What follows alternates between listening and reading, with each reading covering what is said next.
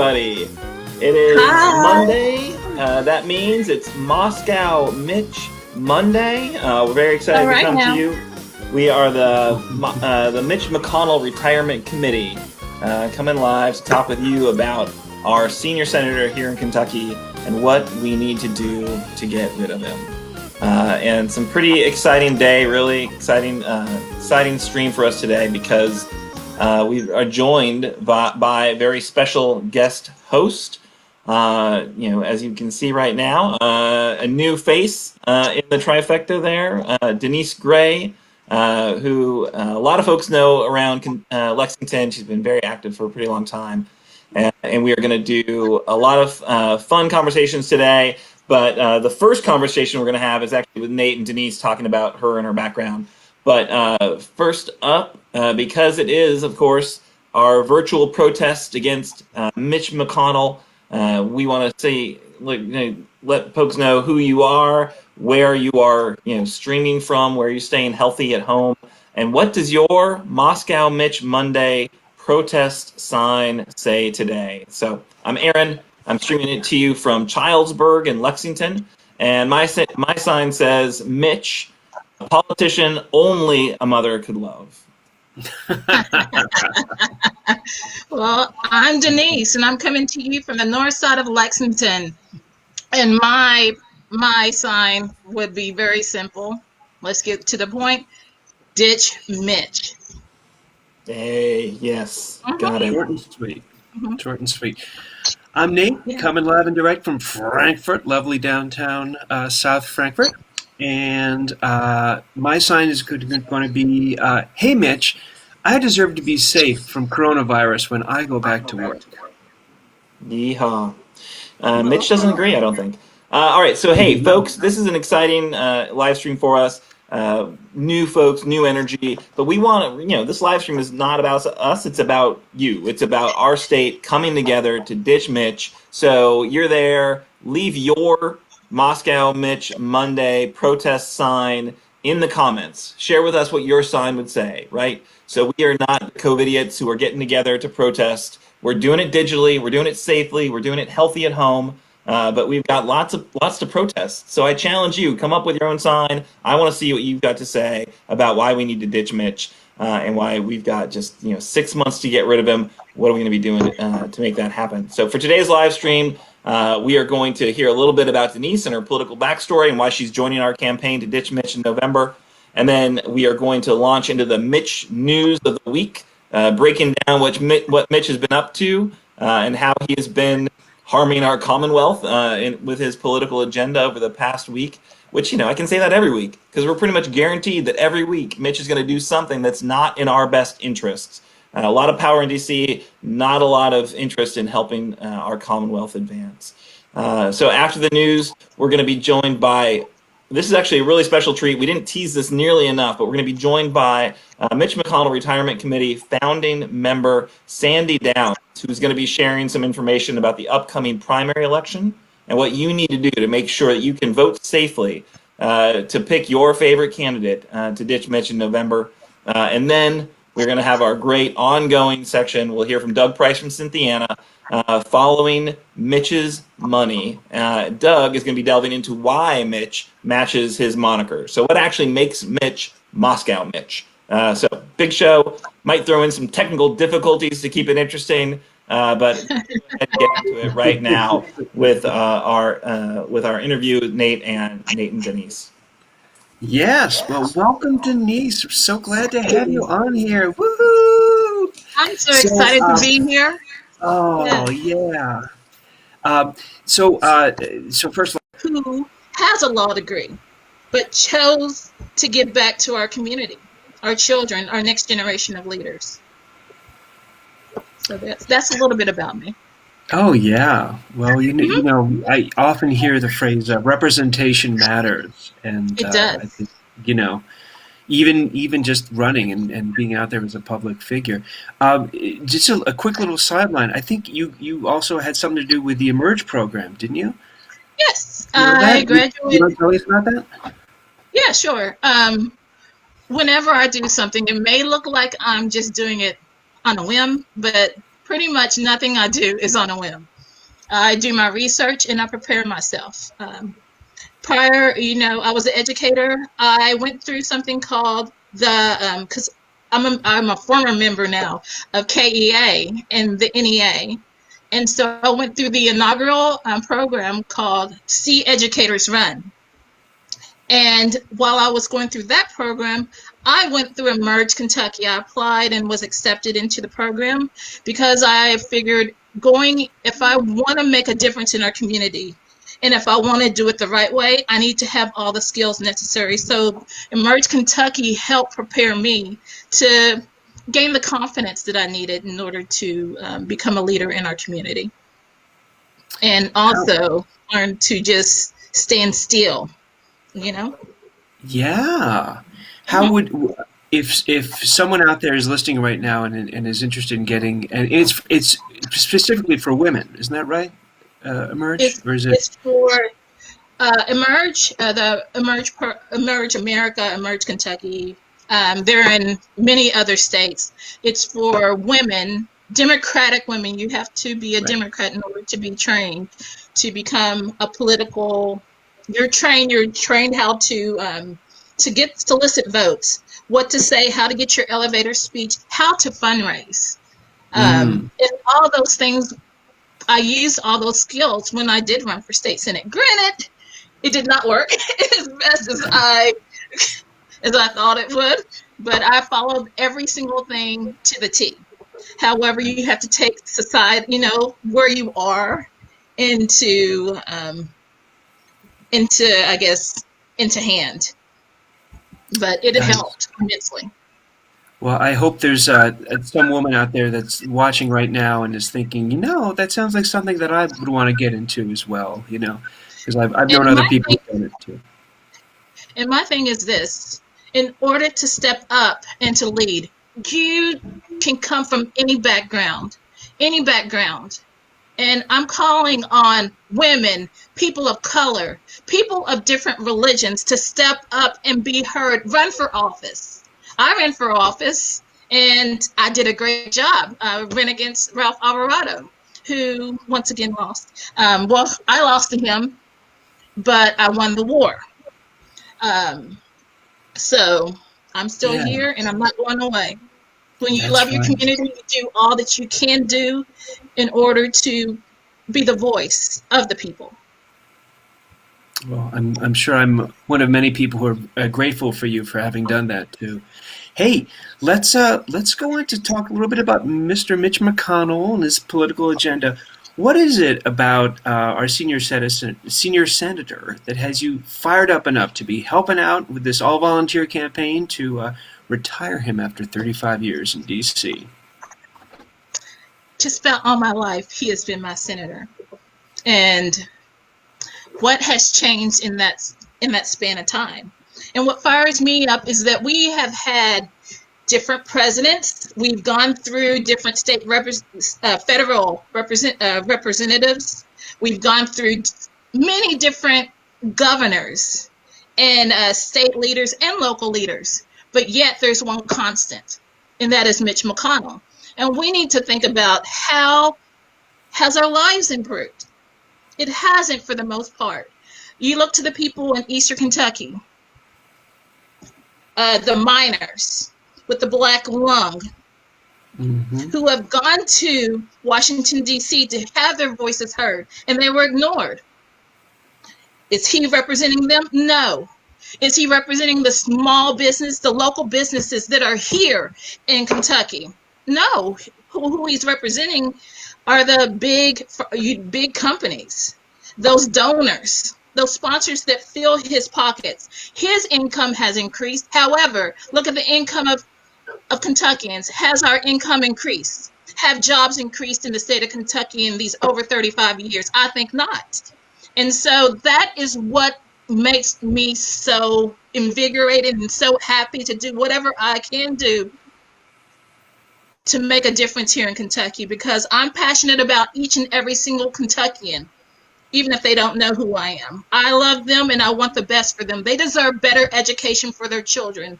They deserve jobs that they don't have to drive distance away. They don't have to rely on systems that don't work. And so that's what just wakes me up just about every single day to make sure I can make a better place for them. And we all know that it's time for Mitch to go. I'm a big believer in term limits. We have a term limit for our president. We have term limits for so many other officials, but not him. So there's an argument that's out that Mitch McConnell is the second most powerful man in Washington, D.C. I would argue to say no. He is the most powerful person in Washington, D.C. in that he will be there unless we do the job. He will be here long after this president, because we're going to get that president out, okay? Oh, yeah. We've got to do our work. Kentuckians, I'm calling each and every single one of you. Are you tired of things as the way they are right now? Because I am. I want you to have better. I want our next generation of leaders to have better. So we've got to do the work. We've got to do the work. And I'm calling on you all to get involved, not to sit on the sidelines. This is our time to make a difference for each and every single one of our fellow Kentuckians. This is our time. You hear me? I hope you do. Let's go. I hear you loud and clear. I get passionate, y'all. I love y'all so much, and I'm like, let's go, y'all. No more. Well, I'm just happy that more and more Kentuckians are going to be seeing you more frequently, through this volunteer group and outside of it too. So thank you so much for everything you're doing. Thank you so much, Denise. Hey, so that was inspiring. I'm fired up. Let's go ahead. I hope that everyone got fired up. There is, I don't know if you mentioned this part of your biography, but the fact that you were like a national cheerleader. I know you prefer to talk about your law degree and you prefer to talk about, but yes, you've got some energy, and I think that's what we need, right? Politics should be fun. Politics should be high energy. We shouldn't just look at what's going on there in DC and get depressed, which I think is the rational response, right? But we've got to make it fun here locally if we're going to make a difference nationally. And before we go any further, I mean, I am wearing blue and all, but I need for the world, all Kentuckians to know, okay?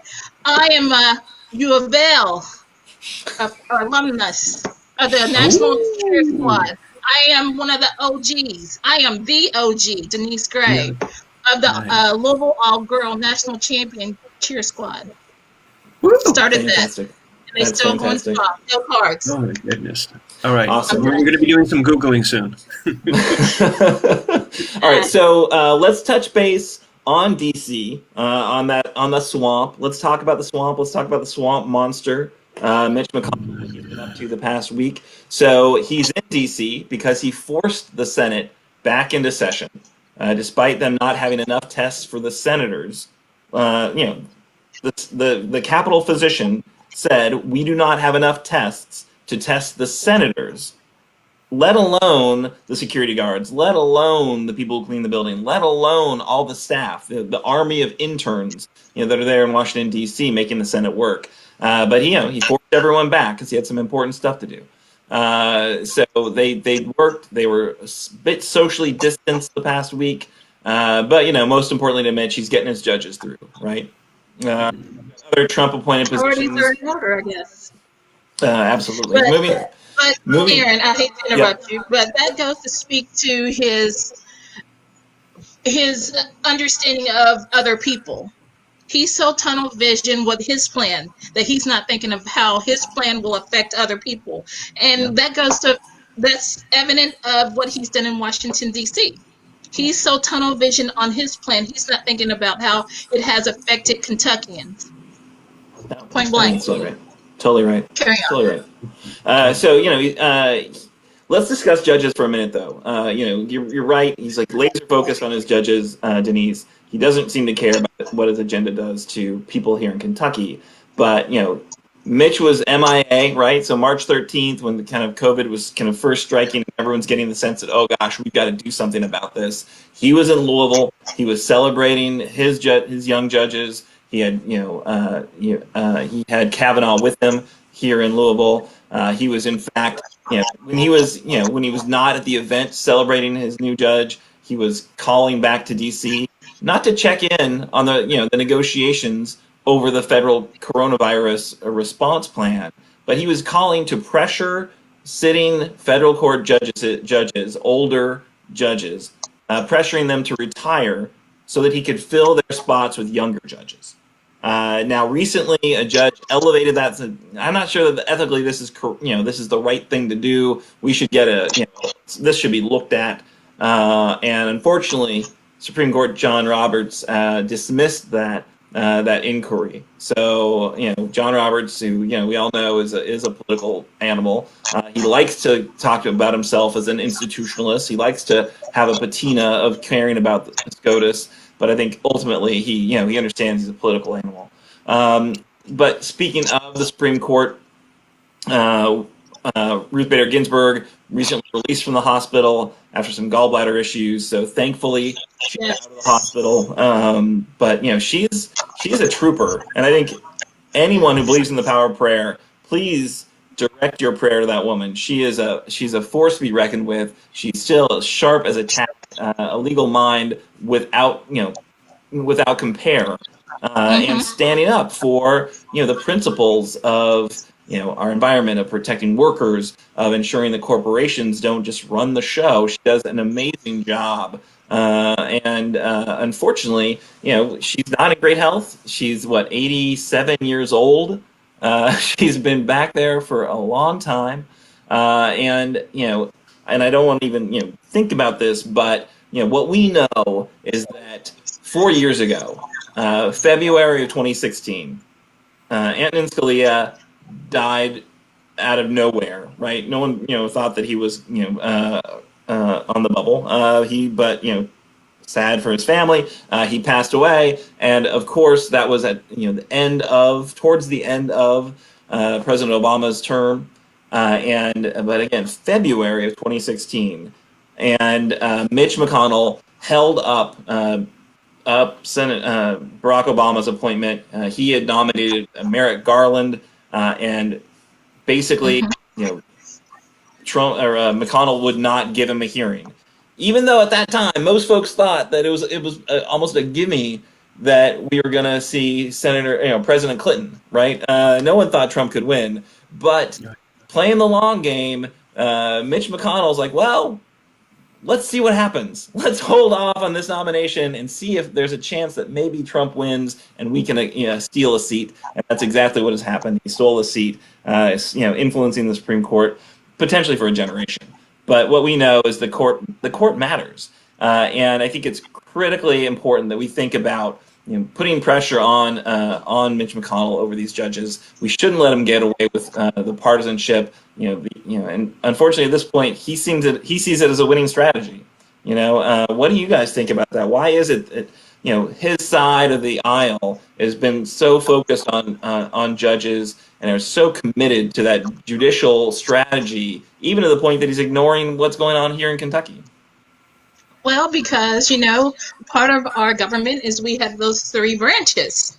Now that they're that mega power, basically, they are setting the stage for their ideology, right or wrong. And Mitch knows he has the power because, in my opinion, he is the most powerful person in Washington, D.C. I said it again. This is my second time saying it. And I'll say it again, because the fact that he's able to hold over a vote of a candidate that would have done an extraordinary job, unbiased, is what a judge is supposed to do and render the law. Yeah. So, the power is in building that whole branch over there. So that's why they're there, just like they believe in building up from the local level. The Republican Party, they believe on building up from the local all the way up. They start small and they build up their branch, over there to run for office. Same thing they're doing over there in the judicial branch. So, yeah. Do you think the Republicans are just better at the long game?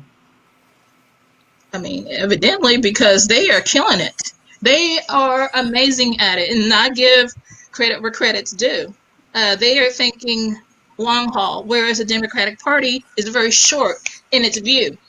In fact, the Democratic Party is also very limited, as much as we're the party of the people. Is the practice really, is the proof? You look at the actions of the party and the decisions that is made by the party, and you're saying, I don't know, sometimes it doesn't line up.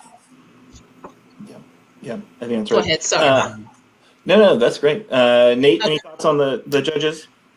Well, so you talked about earlier Ruth Bader Ginsburg and the specter of her leaving, quickly before Trump's, God help us, only term hopefully is over.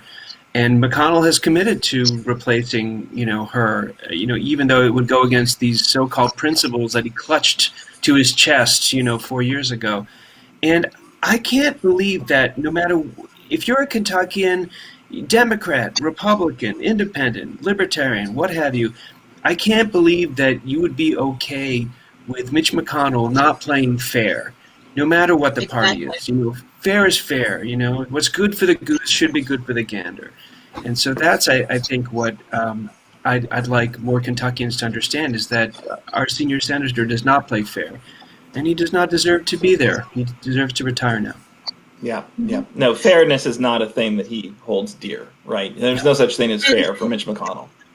and one more thing, when the voters vote, or when they're thinking about who they're voting for, they got to take the political affiliation out of the whole game plan and the thought process. Because I know a lot of Kentuckians, a lot of people, even around this nation, they vote with the party. I'm asking for everybody to do the research. Think about what this man has done 35 years representing the state of Kentucky, representing each and every single one of us. What has he done to better our lives? What piece of legislation has he done to bring jobs here? Think about those things. Think about your life and what we deserve. Yeah. Sorry, I need to get off my soapbox, but I can't. No, I can't no. do it, guys. This is built to be a soapbox. So no, you can stay on it. But I'd like to point that out, right? So he's been there 35 years. Right. Kentucky, by any measure, isn't really doing better than we No. were when he first came into office. And so you've had your run, Mitch. But Washington can make our lives better, right? So that's the challenge here. We've got an entire side of the political aisle whose entire political philosophy was that government can't do anything right. We just need to shrink it down. We need to underfund it. We need to get it out of the way so that commerce can save us all, right? And that has run headlong into the reality of COVID-19, right? So we can't just turn to corporations to save us from COVID-19. We need leadership. We need government services. Obviously, right now, there's a lot of things the government should be doing, right? So Mitch McConnell should not be consumed with appointing or approving Trump's appointments. He should be, I think, and I'm not a senator, but I've got a live stream. So I think what he should be doing is how can he use the federal government to help us through this crisis? We see Andy every day at 5 o'clock. Governor Beshear is working hard for us. He's telling us the facts. He's giving us the information we need. Where is Mitch McConnell? Even the hard news that's difficult to tell, he's there on the front lines telling us. But yet, Absolutely. Mitch, where's he? Right. Worrying And about the so judges and not the. exactly. All we hear from DC, from Mitch, is no. No, we're not going to give aid to states. Meanwhile, states and cities are having massive holes blown in their budgets. We don't have the resources we need for our first responders, for our pension obligations, for our teachers. We are headed towards a cliff right now because of the economic impacts of what we've needed to do to keep people safe from COVID-19. And where is our federal partner to step up and say, nope, we've got you? No, they're just saying, nope, we can't do anything. We've got, Senator No. Where's the PPE, right? If we are serious about getting our getting our economy jump started again, getting people back to work, people need to be safe. They need to have PPE to do that. They need the masks. They need to be able to be safe. Has anything happened from a national level to ensure that PPE is being produced? That we've got our nursing homes are still in a horrible situation right now. The hospitals who want to open it back up to the more elective operations because that's going to actually help them financially. they're still strapped for PPE. My nursing friends are telling me they still don't have what they need to get through their shifts safely. Here we are, we're months into this, and we still haven't figured out a national strategy to produce PPE, let alone a national testing strategy to make sure we know what's going on. The White House gets tested all the time, Yes, they but we're do. not getting tested. We don't know. We don't have a test and track strategy to make sure we can do this safely. All right. Well, I'll go ahead and I'll believe you, Denise. Like, so Mitch McConnell, the most powerful individual in Washington Thank D.C., you. and what is he doing for us? Nothing. He is not answering any of those needs that I just rattled off that we could desperately use a federal partner. So I think it's critically important. What's he saying? He's saying, well, we're not going to allow any sort of new federal aid unless we get legal protections for corporations. So if corporations force you to come back to your job, they cut corners. They don't have the PPE because they haven't had any national support. They haven't figured out how to do their workplace safely, to include social distancing, to shut down the break room, to tweak their shifts. They can basically get legal immunity for killing you because they have not taken the steps necessary to make their workplace safe. That's Mitch's bright red line. What he needs to see to ensure that the federal government remains a partner for this COVID-19 response and recovery. I mean, come on, people. That doesn't help Kentucky. That does You know, not help Kentucky. George Bush had no child left behind. Mitch McConnell has no corporation left behind. Oh, Absolutely. zing, zing, zing. I hear you. All right. So we've got a lot of other fun stuff coming up on the show. I wanted to touch one thing to kind of Mitch in the news before we move on, though. Mitch's hypocrisy, right? So we've got campaign Mitch, who is spending all sorts of time and money talking about how great he is. Talk about how he's really excited to work with our governor. If folks remember that, the huge ad, he spent millions of dollars telling us all about how excited he was to bring that federal response to Kentucky, to help protect Kentucky, to work with Andy. And meanwhile, he's doing the exact opposite. We've got him making this the most partisan response we could ever see. The other thing that's really astounding, if you look at his Twitter feed, which I wouldn't necessarily recommend it. It's not like the Trump Twitter feed that's like wildly unhinged and occasionally entertaining in its unhingedness. Mitch is careful. It's boring. It's a lot of his media hits going on He's Fox News to strategic. kind of fan the flames. But what he's been doing recently is really leaning into some of these bipartisan themes that everyone likes, right? So the past week we had Teacher Appreciation Week, or we had Nurse Appreciation Day, and Mitch was right there talking about how much he loved nurses and he loved teachers and he was there for I the can tell you teachers. that there is a lie. Yeah, so you're an educator, Denise. What's your take on that? What's Mitch's record on teachers? Well, let me just put it this way. Mitch has been there for decades. Do we have the funding for public education? I mean, for education, period. No, we don't. We don't. So the fact, politics is such a strange area, and it's so opposite of me. Um, in that, you don't have to mean what you say, which is weird to me Yeah. because I mean everything I say. So the fact is, he's been voting against educators and the medical industry. People here in the state of Kentucky to receive adequate medical care, and he can go out and say, "I support you." It's not, his actions speak different. And we need to look at his actions. Let's just do it that way. I believe a lot of people in politics, they say something, but then they do the opposite. So pay attention to his actions, pay attention to his votes the past 35 years, and you will see that his tweets and that his commercials on TV, they're not necessarily true. That's all.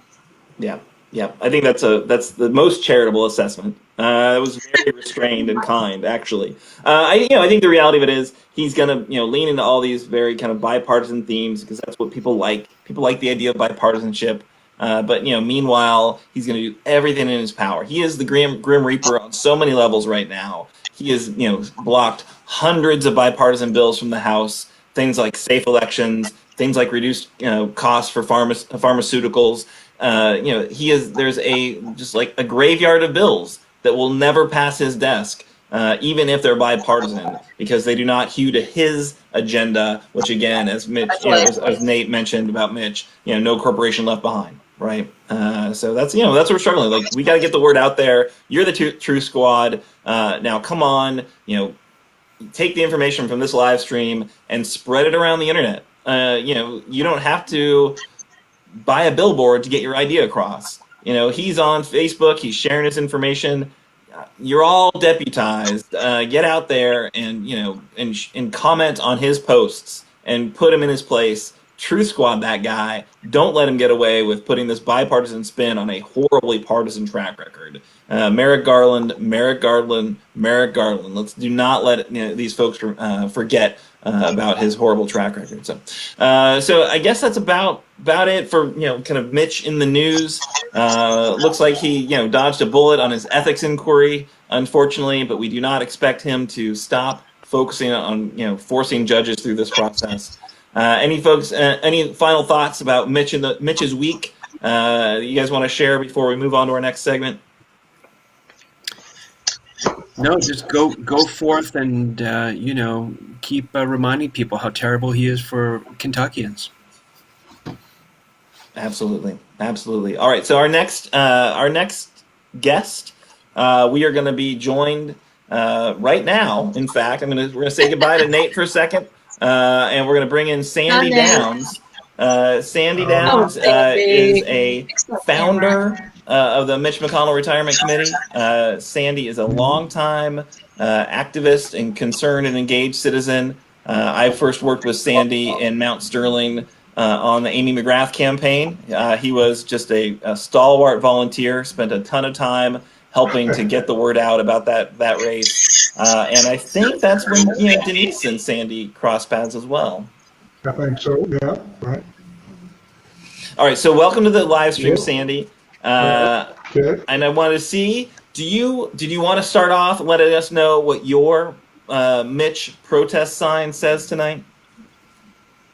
I guess I was thinking while you all were talking earlier, I really didn't have one in mind, but I guess I think I would say what we say a lot. I think we can just do better.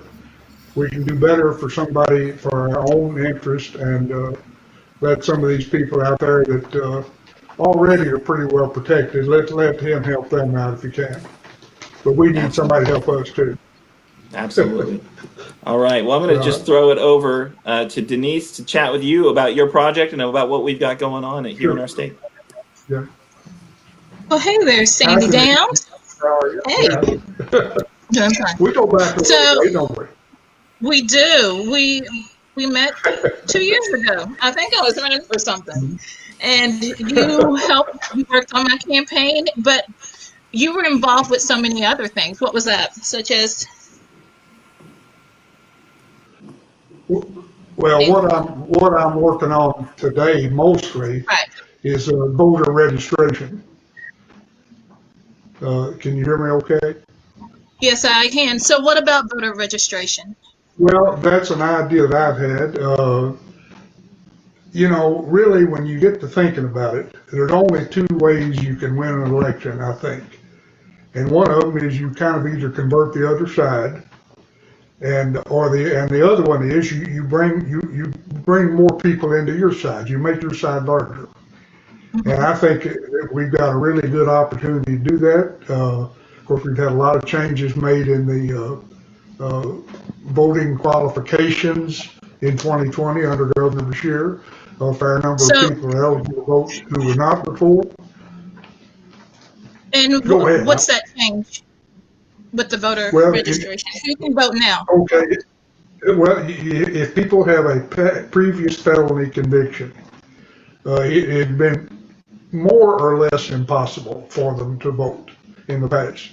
There were certain ways you might get out of it, but it was very difficult, very expensive, time consuming. Governor here has opened up a where somewhere we had somebody around 400,000, I may have the number a little bit off, of people who were in that category. Now somewhere around half of those will be permitted to vote under the criteria that he set up. That opens up a whole new category of voters. I think it's people we not only do we, it's good for them to vote. It's not just good for us that they vote. It's good that they are able to have an interest in the political leadership and what goes on. I think it's a healthy thing for all of us. Right. So we do have the primary that's coming up on June 23rd. Do you know what that's going to look like? Okay, here's what I've kind of, this is going to look like reading because there's a bit more information than I could get into my memory. But as far as the important dates that are coming up, the first one is a primary election on June 23rd.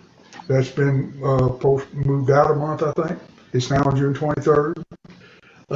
If you want to vote in an election, you have to have a completed registration form postmarked no later than May 26th, which is approximately a month in advance. That's fairly standard procedure. If you want to vote in the general election of November 3rd, you must have a completed voter registration form postmarked no later than October 5th. Again, we're talking about essentially a month in advance. Now, there's some situations here coming up, and I'll get into this a little more in a minute, but to vote absentee in the primary election, that's going to be a big thing. Which we all pretty much are. Most of us will be. Yes. You must make a request by June 16th, which is essentially a week ahead of time. If you want to vote absentee in the general election, you must make a request by October 27th, again, about a week ahead of time. Now, the thing about the absentee situation this time in the primary is that due to an agreement, I don't know all the details of it, but between Secretary of State Adams and Governor Beshear, absentee voting is going to be opened up to almost everybody for any reason. I don't know if total details have been developed for that. They're still working on it, but from what I understand, all voters should be receiving timely information shortly as to exactly how that will work, and then they will probably have to make a request for a ballot. Almost everybody will be granted that, and that's how the primary election will be conducted. So an important date to remember for the primary is May 16th. Is that correct? The June 16th. June 16th. June 16th will be, yes, that's the date where you will be able to request, that's the deadline for requesting an absentee ballot. Now, to confuse it a little bit more, that's unless something might be done by the new edict that the governor and the Secretary of State are working on. That something could change there. But as it stands now, June 16th is the date that you have to request an absentee ballot. So we also want to. So we want to also keep an eye on what the Board of Elections discusses regarding. I believe there is going to be some in-person voting that's optional. I believe you have to make an appointment to do so. So we'll make sure that the information is out there to make sure that everyone is up to date with the information about how to vote this primary, and then also ongoing into the November election, which is important that we get as many people as possible registered who have not been registered. Exactly. That's something that I've been working on. Nice. So is there anything else you would like to add, Sandy? Well, let me kind of glance over my notes here and see. There may be some things that would be of some use to people. I kind of had this divided up basically into three rough segments: who, how, when. Who, I'm sure most people know this. It might be new to some people. I'll sprint into it quickly. You must be a U.S. citizen. You must be 18 or older before the general election day, before November 3rd. Now that means that a 17-year-old can vote in the primary as long as they will be 18 on or before November the 3rd. We talked a little bit about prior felony conviction. This is a very important matter right here. If you have that in your past, or if you know someone who does, and they're wondering about their ability to vote, or to even register to vote, there are two places that I know that you can find that information. One of them is restoreyourvote.org. That's one word, restore your vote, or civilrightsrestoration.kentucky.gov. That's one word, civil rights registration. You can put your information in there, go to those sites, and that will tell you on the spot quickly whether you have been qualified to become an eligible voter or not. It depends on a lot of factors. You'll have to just look in there and see what they say, but that's very important. You must have no judgment of mental incompetence, and you must have no eligibility to vote outside the state of Kentucky. If you would like, I can go into a few things about, I don't know how much time you want to take with this. Actually, I can go into so about just so that we can stay how focused, hey Sandy, right. so that we can stay Mhm. focused on the primary, because the primary Yeah. is coming up. It's right around the corner. Because we can we'll Sure. discuss more about the November registration, how to register Right. later on at another time. So, what is the deadline to register to vote for the primary? The deadline would be, let me double check my notes here so I don't tell somebody wrong. To vote in the primary election, you must have a completed voter registration form postmarked no later than May 26th. So that is May 26th, everyone. You must That's make sure right. that you're registered. Make sure you go out. You can easily register to vote on Go Vote Kentucky. I believe that's still working. I've got 2 or 3 things here I can give you if you want them. I mean, we can take them. And one more thing. So so you go to the Secretary of State site, and then you can pull up the information about how to vote, how to register to vote, and also to check your voting information. So one more thing, Sandy, and then we'll wrap it up. So to request your ballot to vote in the primary, what do you need to do? Because it's important that we get this information out, because everyone's vote matters. I am not 100% certain about that. I don't want to tell anybody wrong. The only thing I know for sure is that according to the Secretary of State's site, there is supposed to be a postcard or a letter mailed to each eligible voter.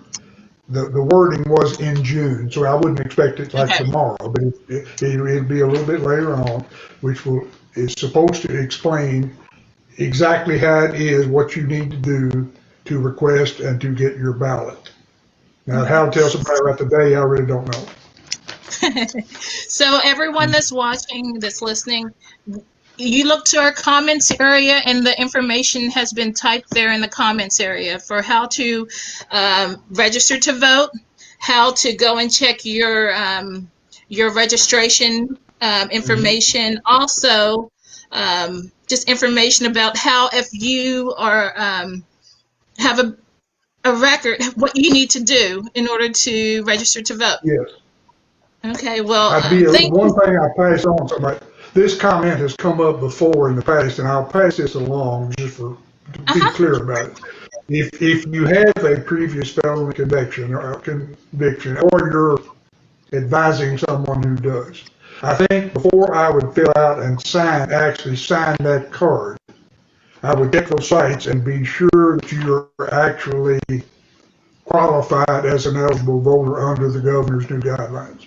I'll do that first. Then, assuming that you're okay there, then go ahead and fill out your registration card, go right on from there. Well, thank you so much. That's great. Thank you so much, Sandy, for joining us. We really appreciate that information. That's critical information. Right. And, as he said, that's right. There's a couple ways to win the elections. That's, turning people into your side, converting them, or just building a bigger ship, getting more folks, your voters out there. So that's great. Good luck with all the work you're doing to register more voters. Let me give one last thing. I want to repeat my email address again. It's ejdad122@aol.com. Now, anybody wants a copy of this little presentation I've made, or any advice on voting, or if they would be interested in my voter registration program, which I'm sure a lot of you have heard about that already. But if you want any information about any of those things, get in touch with me by email, and I'll be glad to send you something. Great, great. Thanks so much. And that's All about right, it. so at this point, I think we're gonna say goodbye to a couple of our crew. Denise, thank you so much for being a part of this live stream. My We're pleasure. My excited to get you pleasure. back in the future. I know you're very busy, but we're hoping you can schedule some time for us in the in the next couple of weeks or so, and keep that great energy and that great information flowing to our viewers. Well, I'll see everybody soon. It's been fun. All right, Bye-bye. great. Bye, everybody. All right, so today we've got again the original team back together now. We've got Nate, Doug, and myself, and specifically because we are going to have Doug's segment coming up. Following Mitch's money. Doug, what's your main focus today? What are you going to be talking about? I'm going to be talking about Mitch and Russia. I do want to share with you what my yard sign would say. Oh yes, yes. I want to hear what your sign says. I think it's really appropriate for the discussion. Let's send Moscow Mitch home to Siberia. You didn't pick the nicest spot in Russia to send him, did you? That's I've heard it's quite nice A there. cold place for the cold-hearted. Exactly. All right. So hey, we're gonna give you the floor, Doug, to dig in, share the information. This is some great research, some great facts. Folks live streaming at home, take some notes because this is good information that you're going to be able to use to share the story about why Mitch is failing Kentucky. Okay, thanks. I'll take it away now. I'm going to put my best Russian hat on for this one. And I want to say hi to my sister, Edith, who is watching from Colorado. She's a activist there, and I think it's very nice of her to watch. Dobre Vicha, that's good evening. Welcome to another edition of the Mitch and Money series. This one is centered on how Mitch got the name Moscow Mitch.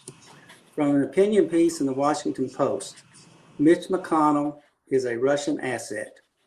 This doesn't mean he's a spy, but neither is it a flip accusation. Russia attacked our country in 2016. It is attacking us today. Its attacks will intensify in 2020.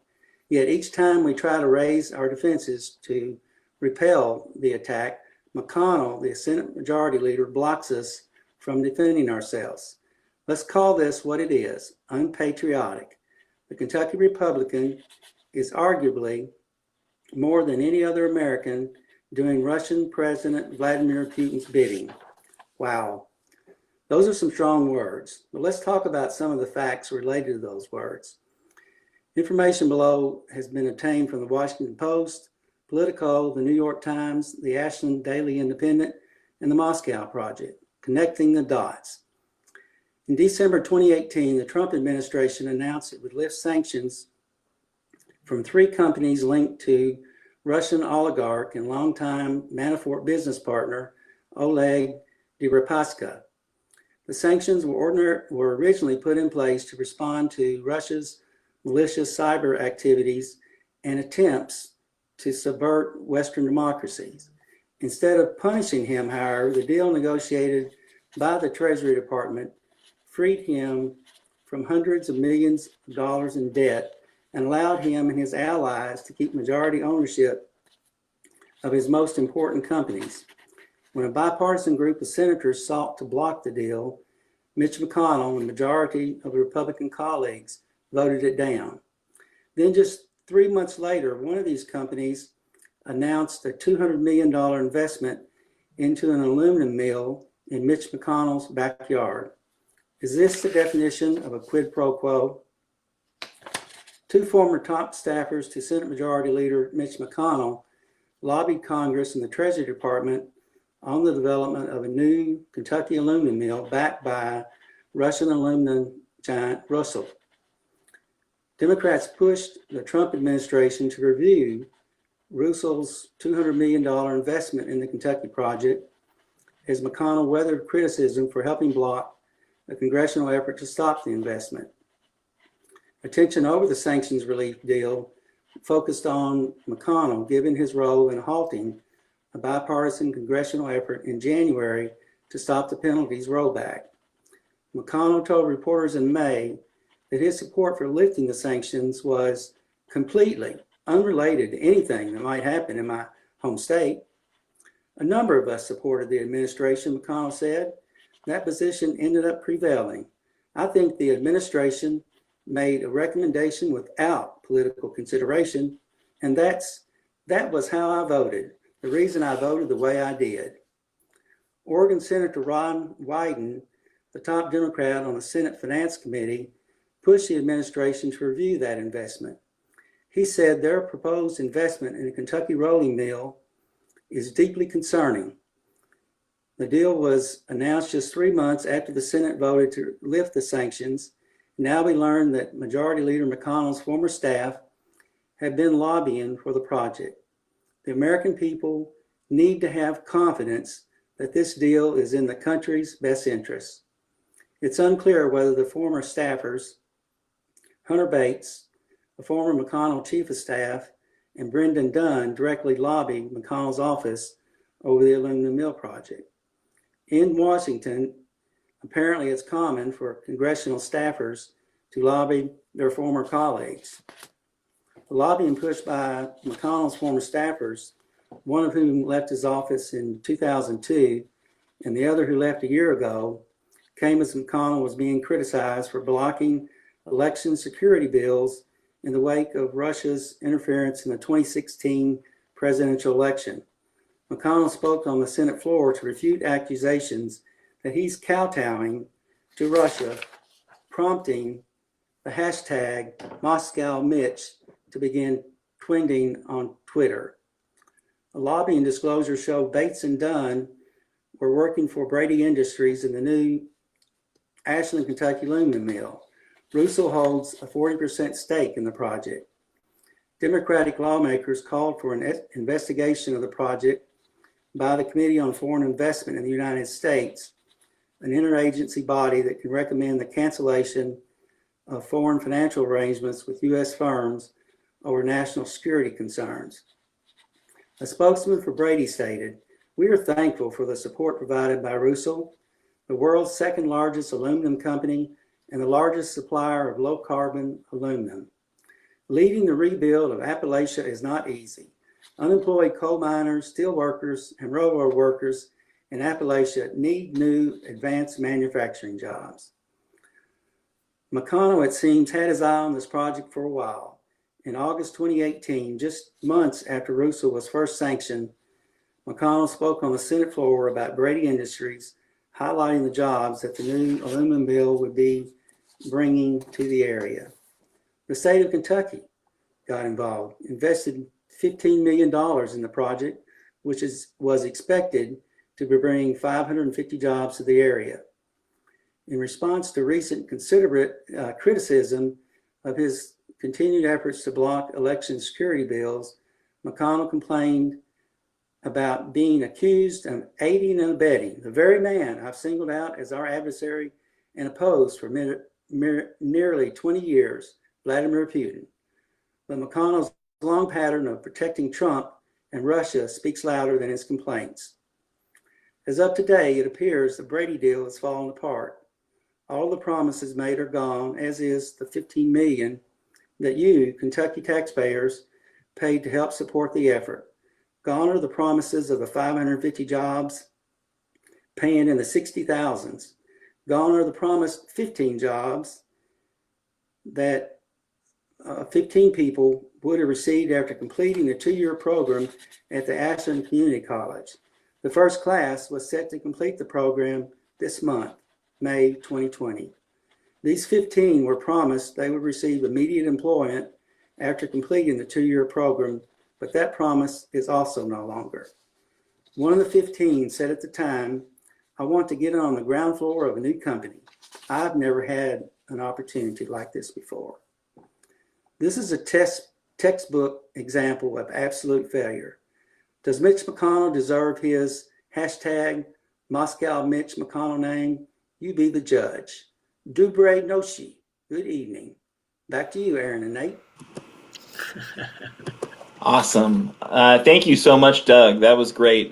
Digging into Oleg and Mitch's buddy Oleg and his very unseemly track record of going to bat for Russian interests, which ended up with less than nothing. An expensive fence out in the eastern side of the state, and no jobs for anyone. So, thanks for sharing that information, Doug. We appreciate it very much. What are you looking at for next week's segment? Next week's I'm going to be back to Mitch and money. I've got one already prepared, and I'm working on 2 or 3 others. Hope to have one for all of the Mondays that we have left. I think there's 20 some odd, so this is going to be fun. That's so great. We appreciate the research, the time you're putting into it, Doug, and that is useful information to share. So people need to know why he's Moscow Mitch, and we just connected a bunch of dots for them. And there's so many stories to tell about Mitch's money and where it's come from and the power that's associated with it. But folks, I think what's really interesting here right now is, as much as Mitch is all about money, he is running behind right now. He does not have as much money. If you look at his 3 primary competitors, they have outraised him for this race so far, and that's pretty amazing. So he knows that money is politics is money, and this is a chance to see, without that advantage, can we hold him accountable? So, folks, spread the word, do everything you can. And Nate, any thoughts about that Moscow Mitch story and about that track record? Oh, just how unpatriotic, I think was the word that Doug quoted. Unpatriotic it is for Senator McConnell to, get involved with these unseemly Russian industries, basically what amounts to Russian mob money. And I just think we can do a lot better than having someone who's that unprincipled representing the bluegrass state. Absolutely.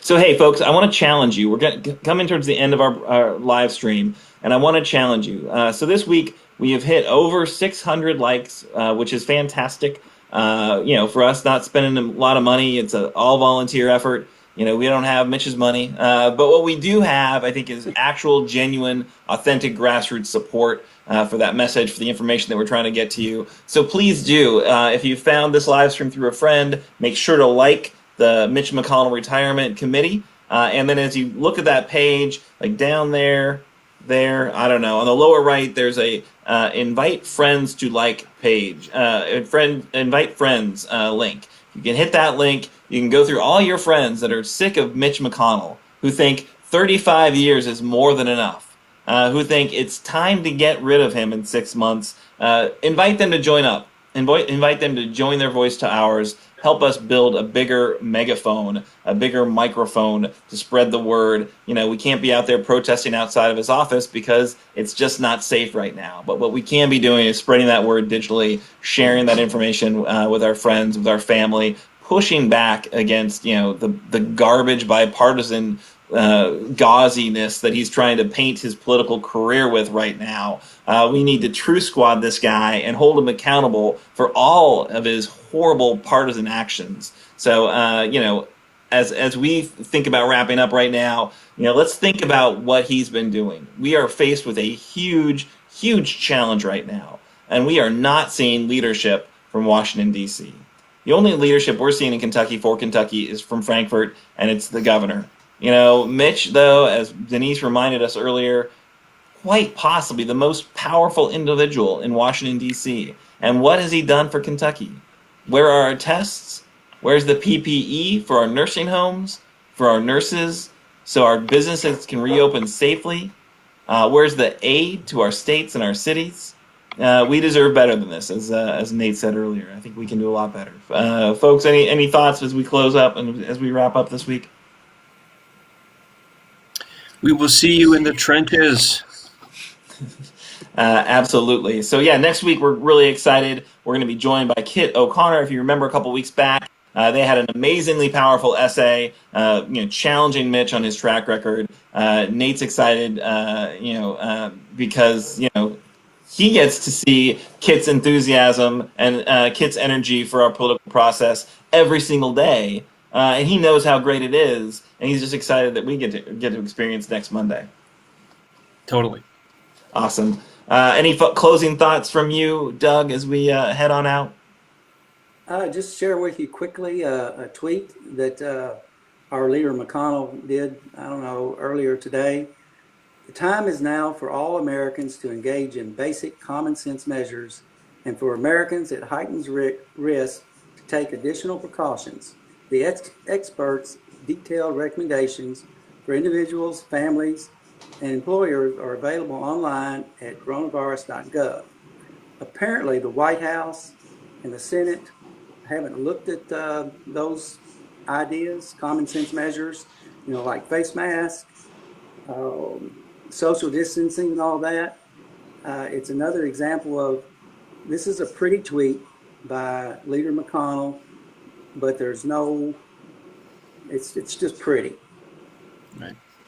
Yeah. Do not follow what he says. Go ahead. What's that, Nate? Another bumper sticker. Mitch McConnell, do as I say, not as I do. Yeah.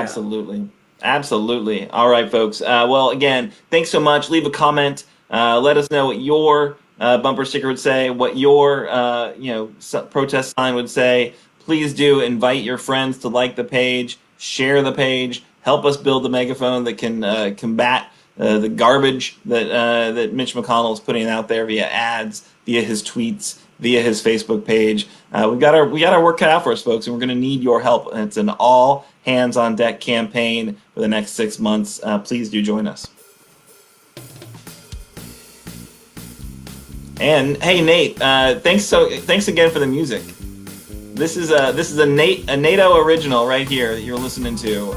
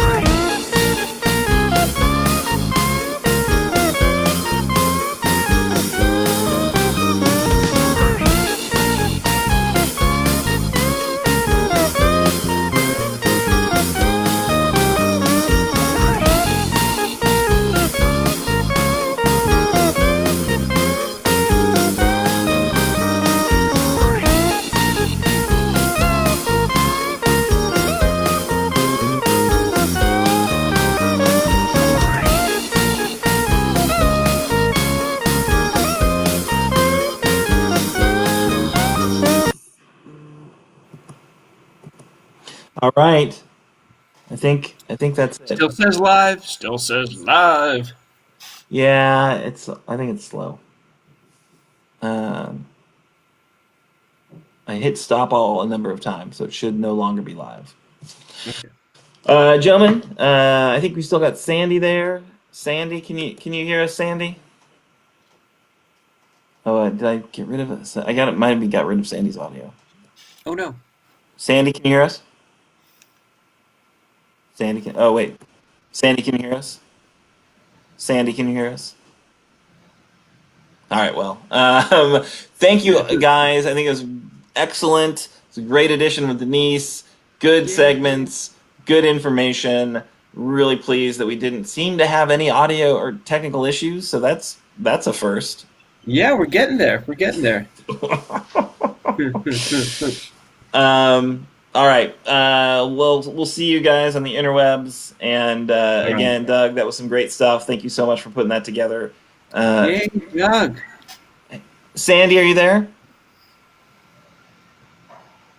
I see him. I guess he's just not. He's frozen, so I guess he's not. All right. Well, I do think that was some helpful information, and we should figure out other ways to get that shared out there too. Those deadlines and the process, that stuff's super important. So. Oh yeah. All right. Both. Yeah. All right. And thank you for your leadership as always, Aaron. Oh well, it's a joy. All right, working with you guys makes it absolutely easy to do. Oh shucks. All right, later.